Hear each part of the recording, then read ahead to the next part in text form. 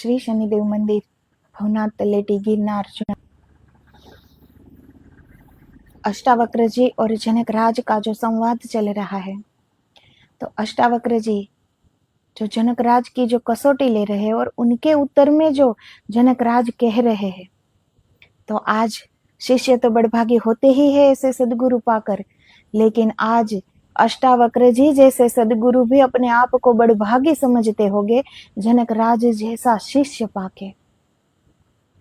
तो उनकी हर एक कठोर परीक्षा में वो उत्तीर्ण हो रहे जनक राज, और फिर क्यों न होते, उनकी अपनी अनुभूति थी, अपना ज्ञान था, अपना साक्षात्कार था, अपने आप को पा लिया था, तो फिर उसे दोहराई हुई बात कहने की कोई आवश्यकता नहीं थी। वो वही बोल रहे थे जो उन्होंने देखा, लेकिन सत्य और शब्द का कभी मिलन नहीं होता। सत्य को कहने के लिए शब्द बने ही नहीं, जो अनुभूति होती है उस वक्त वो बोलने के लिए कोई शब्द बने ही नहीं। लेकिन फिर भी करुणावश जो भी वहां पहुंचते हैं वो शब्दों में अपनी अनुभूति को पिरोते हैं कि हम भी जान पाए, हम भी कर पाए, हमें भी, हमारे अंदर भी वो आग प्रज्वलित हो सके कि ये करना चाहिए, यहाँ पहुंचना चाहिए, ये जानना चाहिए। इसीलिए अपनी अनुभूति को शब्द देते हैं संत, करुणावश देते हैं।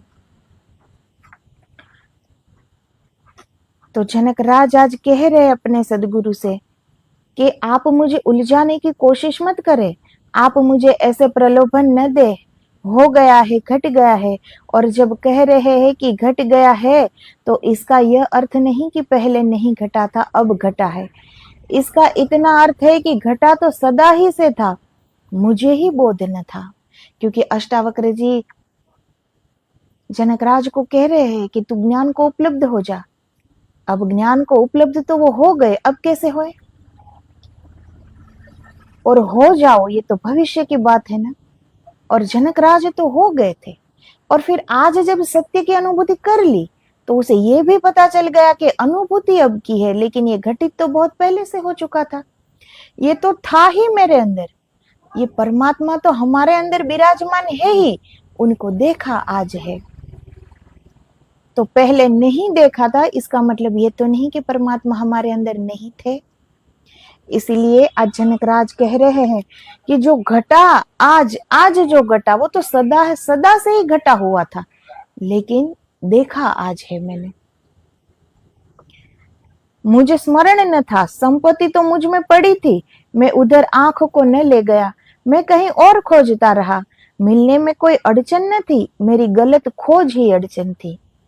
अस्वीकार कर रहे हैं जनकराज कि ये तो पहले से घटित हुआ है, मैं एक बोध हूं, ये तो पहले से घटित हुआ है, सदा से घटित हो रखा है ये, लेकिन मैंने देखा आज है। पहले ये सारी संपत्ति, ये सारी संपदा मेरे अंदर ही थी, मेरे भीतर ही थी, लेकिन उस ओर मेरी आंख न गई, मैं उसे कहीं और खोजता था। जैसे हम ईश्वर को मंदिर में, मस्जिद में, गुरुद्वारे में खोजते हैं ना, हम अपने अपने ईश्वर को अपने भीतर नहीं ढूंढते, हम कहीं और खोजने जाते हैं।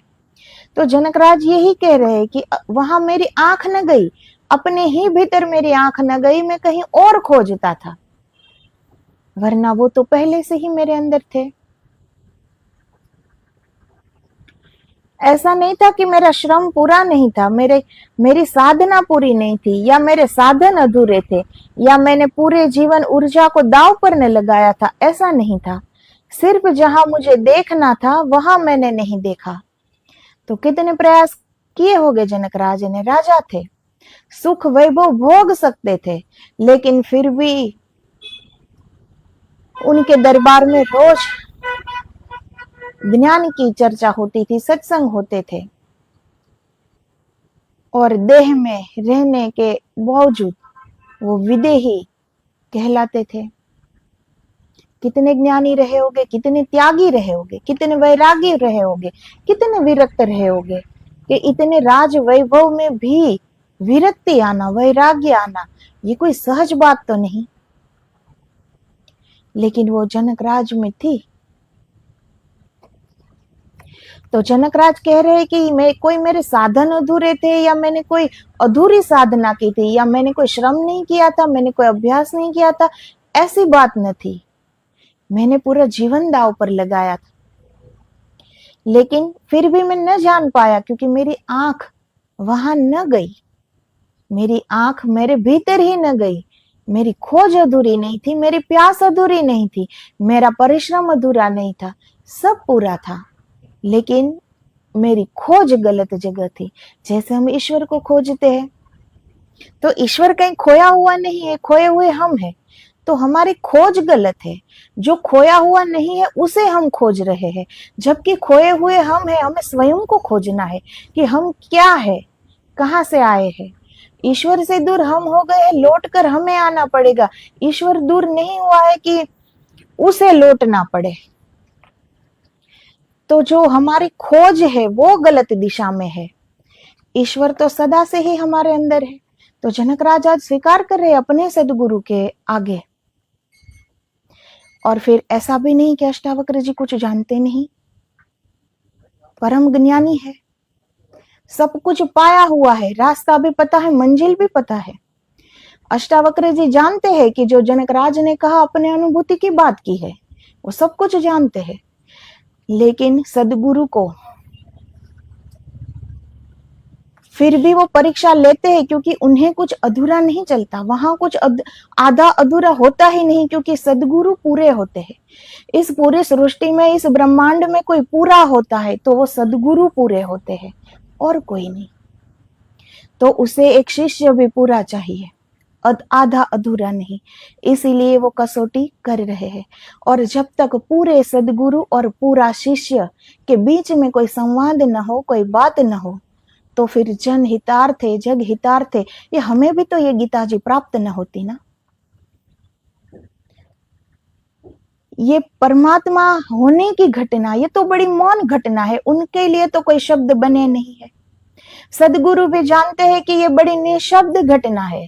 और जिस शिष्य के साथ घटी है, उन्हें भी पता चल गया कि इनका अब कोई शब्द है ही नहीं, ये मेरा अनुभव है। लेकिन फिर भी वो शब्द देते हैं, गुरु और शिष्य दोनों शब्द देते हैं हमारे लिए, कि हम जाग सके, हमारे अंदर का दिया प्रज्वलित हो सके। बुद्ध भगवान को ज्ञान हुआ तो बुद्ध भगवान से किसी ने पूछा क्या मिला? बुद्ध भगवान ने कहा मिला कुछ भी नहीं, जो मिला ही हुआ था उसका पता चला। कितनी सही बात है।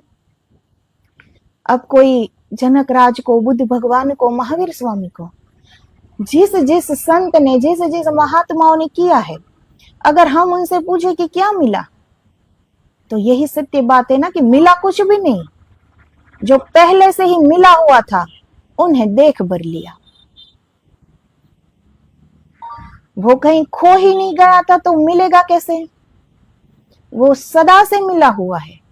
बस आज वहां आंख पहुंच गई, आज हम वहां पहुंच गए और देख लिया। तो मिला कुछ भी नहीं, जो था ही पहले से, वो सिर्फ देख लिया। तो जो मिला ही हुआ था उसका पता चला, जो मिला ही हुआ था, जिसे खोने का कोई उपाय ही नहीं है। अष्टावक्र जी बड़े प्रसन्न रहे होंगे सुनकर जनकराज के उत्तर। शायद ही कभी किसी शिष्य ने गुरु की आकांक्षा को इस परिपूर्णता से पूरा किया है। सदगुरु तो मिल जाते हैं, शिष्य भी मिल जाते हैं, लेकिन ऐसा शिष्य कि अपने सदगुरु की जो एक शिष्य के प्रति जो आकांक्षा रही होगी, वो परिपूर्णता से जनकराज ने पूरा किया है। एक सदगुरु अपने शिष्य में यही देखना चाहते हैं कि जो उन्होंने पाया है वो शिष्य भी पा जाए। जो उनके साथ घटित हुआ है, शिष्य के साथ भी घटित हो जाए। सदगुरु की यही आकांक्षा होती है, और आज जनकराज ने उनकी आकांक्षा को परिपूर्ण कर दिया। कितने बड़भागी रहे होंगे वो गुरु जिनको ऐसा शिष्य प्राप्त हुआ। ऐसा नहीं कि शिष्य ही बड़भागी होते हैं सदगुरु को प्राप्त करके, लेकिन जनकराज जैसे शिष्य प्राप्त करके सदगुरु भी बड़भागी मानते अपने आप को। बड़े बड़भागी रहे होगे अष्टावक्र जी जब जनकराज की अनुभूति को सुनते रहे होगे। क्योंकि शिष्य की उत्सुकता तो होने में होती है, बनने में होती है, विकसित होने में, समृद्ध होने में, ज्ञानवान होने में, शक्ति संपन्न होने में, सिद्धि पाने में। अष्टावक्र जी बड़े प्रफुल्लित हुए होंगे, उनका मन बहुत मग्न हुआ होगा, क्योंकि जो जनकराज कह रहे थे वही अष्टावक्र जी सुनना चाहते थे। अब शिष्य की जब आकांक्षा उठी होगी, उनकी जब जिज्ञासा उठी होगी, तो सदगुरु ने तो वो सब पूर्ण कराया ही होगा ना। उनकी सारी आकांक्षा का उत्तर दिया होगा, समाधान किया होगा। तो अष्टावक्र जी आज बड़े प्रफुल्लित हुए होंगे। यही तो वो सुनना चाहते थे अपने शिष्य के मुख से, यही शब्द सुनना चाहते थे जो जनकराज ने आज कह दिए। जरूर जनकराज के जवाब में अपने सवाल की आत्यंतिक सुगंध को अष्टावक्र जी ने अनुभव किया होगा। इधर भीतर तो वह प्रफुल्लित हो रहे होंगे, लेकिन बाहर उन्होंने रुख बड़े कठोर बना रखा है। बाहर तो परीक्षक है, बाहर तो आंखें जांच रही है, पैनी धार आंखों की जनकराज के हृदय को काट रही है। अभी भी अष्टावक्र जी बाहर से एक परीक्षक की भांति है, अभी भी वो जांच रहे हैं। इतना सुनने के बाद भी वो जनकराज की अभी भी वो कठोरता से परीक्षा ले रहे हैं। तो इसे ही सदगुरु कहते हैं कि थोड़ा भी आधा अधूरा वहां नहीं चलता, वो पूरी तरह से जांचते हैं, पूरी तरह से। गुरु को कठोर होना ही चाहिए, यह उसकी करुणा है। वह तो आत्यंतिक स्थिति में ही कहेगा कि ठीक, उसके पहले नहीं। जब तक जरा सी भी संभावना है भूल भटक की, तब तक वह कुरे दे जाएगा। अब थोड़ा सा कर लो, थोड़ी सी मेहनत कर लो, अभ्यास कर लो। ऐसा नहीं कि सदगुरु को अपने शिष्य के साथ प्रेम नहीं है। इस संसार में कोई सत्य का प्रेम होता है ना, वो गुरु शिष्य का ही प्रेम होता है। कि वो सदगुरु इस पृथ्वी पर आते हैं न जाने कितनों को लेने के लिए, लेकिन कोई राजी कहां होता है। वो पुकार रहे हैं, चीख रहे हैं कि कोई तो आओ, लेकिन कौन राजी होता है। सब अपने अपने झमेले में पड़े हैं कि मेरा ये दुख है। समाधान करने तो गुरु के पास जाते हैं, लेकिन संसार के प्रश्नों की किसी को भीतर नहीं उतरना, किसी को अपनी पूंजी नहीं देखना। तो सदगुरु को कठोर होना पड़ता है। अगर थोड़ा सा भी अभ्यास हम कर ले, थोड़ी सी मेहनत कर ले, और अगर सदगुरु ये कहे कि अब तो तू थक गया होगा, अब रहने दे, बाद में कर लेना, तो ऐसे नहीं हो सकता ना। सदगुरु होते हैं वो प्रेम का ही रूप होते हैं, वो ही करुणा का रूप होते हैं। अब हम 2-5 मिनट भी अपने सुख के साथ समझौता नहीं कर सकते। पता सबको है कि क्या करना है। अब दुनिया में ऐसी कोई बात है नहीं जो कही ना चुकी हो। सारी अच्छी बात कही जा चुकी है, सारी अच्छी बात लिखी जा चुकी है। हमारे पास इतने वेद शास्त्र ग्रंथ, दर्शन, सब कुछ है हमारे पास। इतने ग्रंथ है, इतने संतों की जीवनी है, सब कुछ है हमारे पास। लेकिन किसने किया? सब कुछ होने से या कुछ अच्छा पढ़ लेने से या कुछ अच्छा सुन लेने से ये नहीं समझना चाहिए कि हो गया। मुझे तो मालूम है। मालूम होने में और करने में ये जमीन आसमान का फर्क है। मालूम तो जो पढ़ता है, मालूम तो रह ही जाता है कि ये था, ये करना है। मार्ग सबको पता है, किसको नहीं पता। लेकिन सब अपनी सोहलियत के अनुसार उस मार्ग पे चलते हैं। मंदिर जाना सहज है, मार्ग देखा हुआ है, बाहर जाना अच्छा भी लगता है सबको, लेकिन अपने ही भीतर उतरना अच्छा नहीं लगता, क्योंकि वो अनजाना मार्ग है। वहां कभी गए नहीं, सदियों से नहीं गए। ये सृष्टि तो कितनी बार बनी, कितनी बार लय हो गई, और जब से सृष्टि बनी है हमारा आना जाना लगा ही रहा है। अगर हमें हमारा कोई कर्म बाकी ही नहीं रहता तो जन्म ही नहीं होता ना। हुआ है तो हमारा कितने जन्मों से हम आ रहे हैं, जा रहे हैं, एक ही काम कर रहे हैं। ये जो सबकी एक प्रश्न होते हैं ना कि संसार असार है, इसमें कुछ है नहीं, पता भी सबको है, लेकिन फिर भी जो सत्य है उसको पाना नहीं है, क्योंकि वहां मेहनत करनी पड़ेगी। मंदिर जाना सहज हो जाएगा। मंदिर में हम परमात्मा को ढूंढते हैं, अपने भीतर नहीं ढूंढ सकते, क्योंकि वहां अकेले जाना पड़ता है। अपने भीतर हमें अकेले जाना पड़ता है। ये बड़ी एकांत की उड़ान है, ये स्वयं से स्वयं तक की यात्रा है। यहाँ भीड़ नहीं चाहिए, और हम भीड़ के आदी हो गए हैं। हमें हर जगह भीड़ चाहिए, दूसरा व्यक्ति चाहिए, कहीं भी जाने के लिए, कुछ भी जानने के लिए, कुछ भी कहने के लिए हमें सदा से ही दूसरा व्यक्ति चाहिए। इसीलिए हम अपने एकांत से डरने लगते हैं, और इस एकांत की उड़ान से हम बहुत पीछे चले जाते हैं। तो हम मंदिर तो जा सकते हैं, लेकिन अपने शरीर को मंदिर नहीं मान सकते। हम मंदिर में तो परमात्मा की खोज कर सकते हैं, लेकिन हम अपने ही भीतर परमात्मा की खोज नहीं कर सकते। बल्कि जानते सब है कि जब हमारे शरीर से आत्मा चली जाती है, सांसें हमारी चली जाती है, तो ये शरीर क्या कर सकता है? फिर इस शरीर को काट दो, जला दो, कुछ भी कर लो इस शरीर के साथ, ये शरीर क्या कर सकता है? तो सब जानते हैं कि आत्मा सो परमात्मा, हमारे आत्मा जब तक अंदर है तब तक ही हम कुछ कर सकते हैं, शरीर कुछ नहीं कर सकता। लेकिन आत्मा को हम देखते नहीं, इसीलिए शरीर को सब कुछ मान लेते हैं कि यही हमारी पहचान है, ये शरीर ही सब कुछ है। तो जब तक शरीर से परे ना उठा जाए, जानते सब है, लेकिन करने की बात हो रही है, तो इसके लिए आलस्य को छोड़ना पड़ता है ना। हम 2-5 मिनट के लिए अपना मोबाइल नहीं छोड़ सकते हो, और तो क्या हम छोड़ेंगे?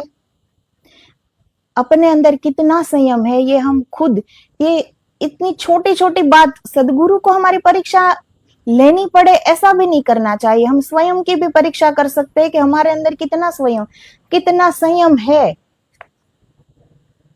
उस परमात्मा के लिए हम अपनी 2-5 मिनट का सुख भी त्याग नहीं कर सकते। और उस परमात्मा से हमारी मांग कितनी बड़ी बड़ी होती है कि तू सब कुछ दे, हमें अपना 5 मिनट का सुख भी तुम्हारे लिए त्याग नहीं करना है। तो ये कैसा व्यापार है? तो अभी भी समय है। जैसे हमारे सनातन धर्म में जब भी पूजा होती है, यज्ञ होता है, तो हम कहते हैं कलयुग प्रथम चरण है। अभी भी ये कलयुग का प्रथम चरण चल रहा है। अभी भी धरती खाली नहीं है संतों से, अभी भी वो ऊर्जा मिल रही है हमें, अभी भी वो सीख मिल रही है हमें।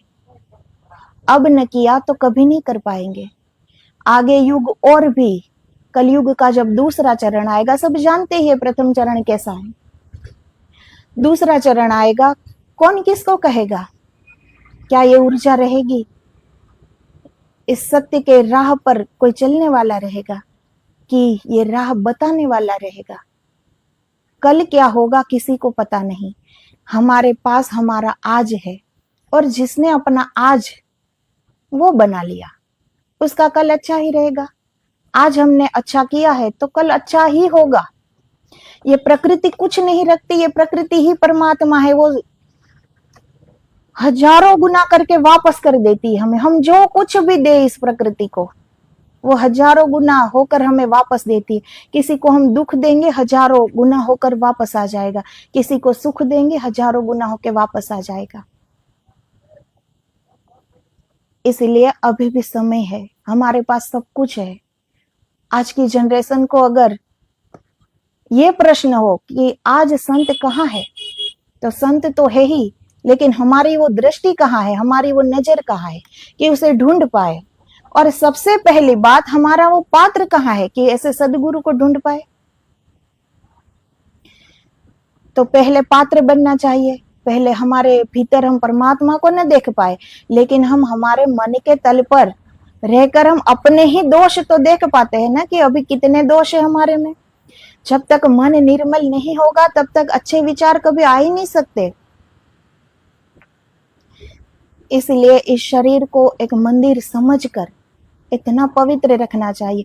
इस पवित्र मंदिर के अंदर ही पवित्र विचार आएंगे, और पवित्र विचार से ही हम कुछ कर पाएंगे, कुछ ठान पाएंगे, कुछ जिज्ञासा उठेगी हमारे अंदर से।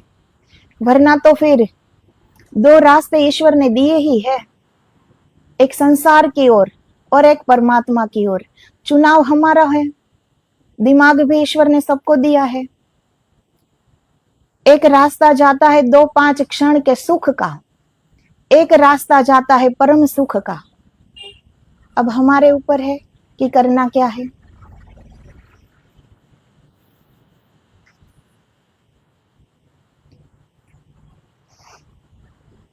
तो जनकराज कहते हैं कि मुझ अंतहीन महासमुद्र में विश्व रूपी नाव अपनी ही प्रकृत वायु से इधर उधर डोलती है, मुझे असहिष्णुता नहीं है। अब जनकराज पहचान गए हैं कि सारी सृष्टि में, सारे जगत में एक ही चेतना बह रही है। अब वो मोह करे, प्रेम करे, आसक्ति करे, किससे करे? कोई दूसरा होना चाहिए ना, कोई दूसरा दिखना चाहिए ना। लेकिन जनकराज आज शरीर से परे उठ गए। जब तक हम शरीर में है तब तक ही हमें दूसरा शरीर दिखाई देता है, लेकिन जनकराज अब शरीर में नहीं है, वो परमात्मा ही हो गए हैं। आत्मा का परमात्मा से मिलन, वही सच्चा मिलन होता है, वही सच्चा प्रेम होता है कि आत्मा का परमात्मा से मिलन हो जाए। तो अब हम ये कहे कि ये हम कैसे कहे, रात दिन परमात्मा को याद कैसे करें? तो उसकी कोई विधि नहीं करनी पड़ती। हमारे संसार में सबके जीवन में सब ने कभी ना कभी तो प्रेम किया ही होगा ना, वो फिर कोई भी रूप में, अपनी माँ से, बाप से, अपनी कोई प्रिय व्यक्ति से। प्रेम का पता तो सबको ही होगा ना। अब इस संसार में दिल हृदय सबके पास है, प्रेम का अनुभव तो सबको मिला ही होगा। भाई से करो, बहन से करो, गुरु से करो, ईश्वर से करो, किसी से भी। तो जब हम उनसे प्रेम करते हैं तो क्या उनकी माला लेकर बैठते हैं? क्या उनका कोई अनुष्ठान करते हैं कि वो याद आए? ऐसे ही याद में रहते हैं ना। तो फिर ईश्वर क्यों याद में नहीं रहते? क्योंकि हम उनसे प्रेम नहीं करते। हम अपनी प्रिय व्यक्ति से तो प्रेम कर सकते हैं, लेकिन हम ईश्वर से प्रेम नहीं करते। ये हमारा एक भ्रम है कि हम ईश्वर से प्रेम करते हैं। अगर हम ईश्वर से प्रेम करते तो एक सांस भी ऐसे नहीं जाती ना उसे याद किए बिना। जैसे हम किसी को प्रेम करते हैं तो हमारी एक सांस भी नहीं जाती उसी को याद करने, कि हमें वो याद ना आए। अब उसके लिए, उसकी याद के लिए हमें कोई होम हवन, कोई अनुष्ठान तो करना नहीं पड़ता, ऐसे ही याद में रहता है ना। तो ईश्वर क्यों याद नहीं रहता? क्योंकि ईश्वर से प्रेम नहीं है। और सबसे बड़ी भ्रांति यही है कि हम सब ये मानते हैं कि हम ईश्वर से प्रेम करते हैं, इसीलिए कभी ये जानने की चेष्टा ही नहीं हुई कि सच में प्रेम करते हैं कि नहीं। जहां ये मान लिया जाता है ना कि मुझे ये पता है, मैं ये करता हूं, तो फिर हम वहीं रुक जाते हैं, फिर आगे बढ़ने की कोई रास्ता बचता ही नहीं। अगर हमें पता चले कि मैं कुछ नहीं जानता, इसीलिए ही गुरु होना बड़ी सहेली बात है, शिष्य होना बड़ी कठिन बात है। किसी को सीख देना वो बड़ी सहज बात है, लेकिन उस सीख को अपने जीवन में उतारना, अपना जीवन बना लेना, ये बड़ी कठिन बात है। मुझे सब कुछ पता है, ये कहना बड़ी सरल बात है, लेकिन मुझे कुछ नहीं पता, मैं सीखने आया हूं, समर्पित होने आया हूं, ये बड़ी घटना है। इसलिए गुरु तो कोई भी हो सकता है, लेकिन शिष्य होना बड़ी कठिन बात है। शिष्य अपना अहंकार जब छोड़ दे तभी समर्पित हो सकता है। जब तक हमारा मैंपन है कि मैं सब कुछ जानता हूं, तब तक कोई शिष्य नहीं बन पाता। ये हमारी भ्रांति होती है कि ये हमारे गुरु है और मैं उनका शिष्य। जब तक गुरु और शिष्य दो है तब तक कुछ प्राप्त किया ही नहीं। तो जनकराज उस अद्वैत में उनका प्रवेश हो गया है, अपने सदगुरु के दर्पण में उन्हें अपने आप को देख लिया है, अपने आप को पा लिया है जनकराज ने। उनका अद्वैत में प्रवेश हो गया, अब द्वैत है ही नहीं। अब इस पूरी सृष्टि में उसे सिर्फ परमात्मा दिख रहे हैं। अब आंखें बंद करे या आंखें खोले, एक ही चेतना बह रही है, वो देख रहे हैं। और जब तक हमें ये नहीं पता चलता, तब तक हमें अलग से ध्यान करना पड़ता है, अलग से जप करना पड़ता है। हमारे गुरु जो हमें कहे वो करना, हम करें तो धीरे धीरे वो एकाग्रता आएगी, ध्यान की ओर हम आगे बढ़ पाएंगे। जब तक हमारे ही अंदर उद्वेग चल रहा है, उस शांति का एहसास हमें कैसे होगा? परम शांति, परम आनंद और पूरा परमात्मा हमारे अंदर है, फिर भी हम कैसे जी रहे हैं? जैसे पूरे संसार का दुख हमारे ही पास है, जैसे दुख बना ही हमारे लिए है, बाकी सब तो सुखी है। यही लगता है ना हमें? तो पूरा परम सुख, परम आनंद और पूरा परमात्मा अपनी सारी शक्तियों के साथ हमारे भीतर विराजमान है। फिर हम अपने आप को साधारण समझकर ये क्यों कह देते हैं कि ये मुझसे नहीं होगा? जिसने किया है उनके पास भी यही सब था जो हमारे पास है। उनको कोई ईश्वर ने कुछ अलग देवत तो नहीं दिया ना। उनके पास कुछ अलग दिमाग है, हमारे पास कुछ अलग दिमाग है, उनके पास कुछ अलग शक्ति, हमारे पास कुछ अलग शक्ति। ऐसा भेद ईश्वर के पास तो नहीं है ना। जिस संत ने किया उनके पास भी वही है जो हमारे पास है, लेकिन वो कर गए, हम रह गए। क्यों रह गए, ये अब हमें सोचना है। तो सदगुरु तो आते ही है, वो अपने परम आनंद को, परम आनंद की स्थिति में होते हैं 24 घंटे। वो आनंद को उपलब्ध हो गए, फिर भी उनकी करुणा देखो। फिर भी वो इस शरीर का वस्त्र धारण करके फिर से पृथ्वी पर अवतार लेते हैं कि जो आनंद उन्हें मिला है वो आनंद सबको बांट सके, उस आनंद को दूसरों को भी उपलब्ध करा सके। इसीलिए वो करुणा करते हैं। अब सदगुरु जैसा प्रेम कौन कर सकता है हमें? अब सदगुरु जैसी करुणा किसमें होगी भला? अब हम अपने सुख के लिए थोड़ा भी समझौता करते हैं। बाहर जाना अच्छा लगता है, चल पड़े। टीवी देखना अच्छा लगता है, देख ली। मोबाइल देखना अच्छा लगता है, देख लिया। पिक्चर देखना अच्छा लगता है, देख लिया। सारी सहूलियत हमारे हिसाब से होती है ना। हमारा जीवन हमारे हिसाब से होता है, और यही तो सुख दुख की हमारी परिभाषा है कि हम जो चाहे वो हो जाए तो सुख, और हमने जो इच्छा की वो न मिला तो दुख। इतनी छोटी सी परिभाषा है हमारी सुख दुख की, क्योंकि बड़ी छोटी सोच है हमारी। हमारे सोच का दायरा ही कितना है, क्योंकि जन्म से लेकर मृत्यु तक हम सिर्फ मन के तल पर जीते हैं, इनसे आगे कभी बढ़े ही नहीं। तो सोच का दायरा बढ़ेगा कैसे? तो एक सदगुरु होते हैं जो अपने सुख, अपने आनंद को छोड़कर इस पृथ्वी पर वापस आते हैं, इस शरीर का वस्त्र धारण करके, कि वो हमें ले जा सके। इसी से ही हमें अंदाजा लगाना चाहिए कि सदगुरु में कितनी करुणा होगी, कितना प्रेम होगा। सब कुछ छोड़कर ये करना चाहिए, ऐसी बात नहीं है। जनकराज ने किया तो कोई राजपाट, या वो भी गृहस्थी थे, त्याग नहीं किया। जनकराज ने अपनी पूरी जिंदगी में नहीं किया कि मैं ये त्याग कर दूंगा, क्योंकि छूटा हुआ ही था। त्याग वो करता है जिनके भीतर सब कुछ होता है। जनकराज ने कभी नहीं कहा कि मैं रानियों को त्याग दूंगा, या राजमहल त्याग दूंगा, या राज वैभव त्याग दूंगा। वो हमेशा से ही राजा बनकर रहे। तो कुछ छोड़ने की आवश्यकता नहीं रही। क्यों नहीं रही? क्योंकि भीतर कुछ था ही नहीं, सब छूटा हुआ था। वो विरक्त थे। ये सब आज जो हो रहा है वो क्यों हो रहा है? अंदर से विरक्ति नहीं है, इसलिए अलग से छोड़ना पड़ता है। और जो अलग से छूटा हुआ है ना, वो कभी भी पकड़ में आ सकता है वापस।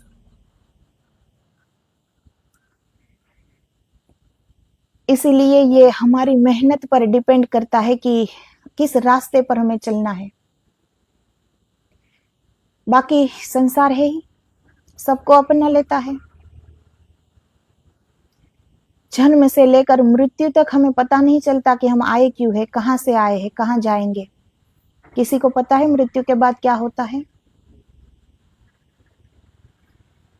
यहाँ कोई कितना भी प्रिय हो, कितना भी, पता है मृत्यु के बाद साथ आएगा कि नहीं?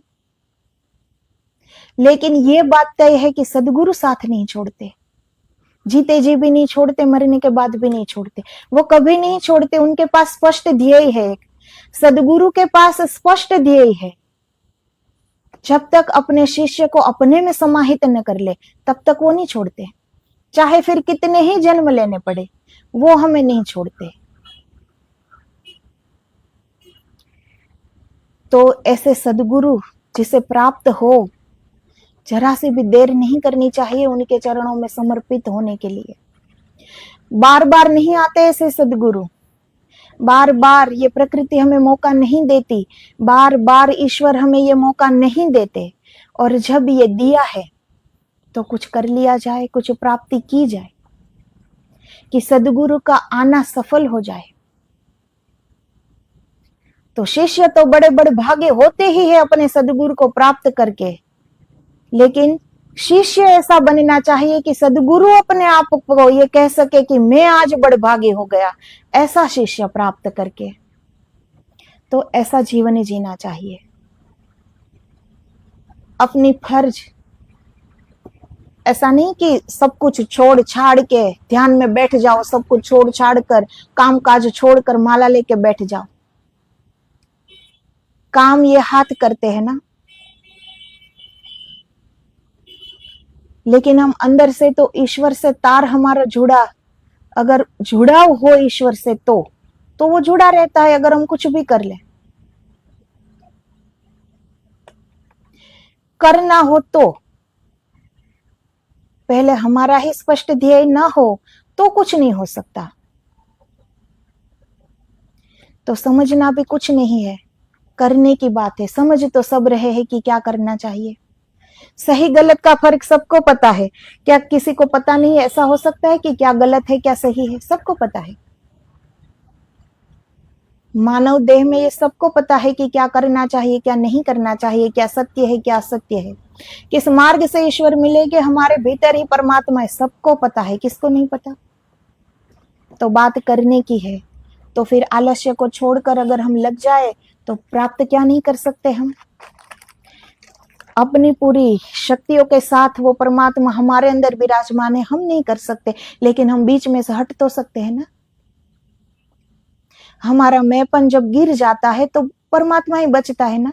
और सदगुरु की यही कोशिश रहती है। अष्टावक्र जी इसीलिए बार बार परीक्षा कर रहे हैं कि शेष कुछ भी बच न जाए।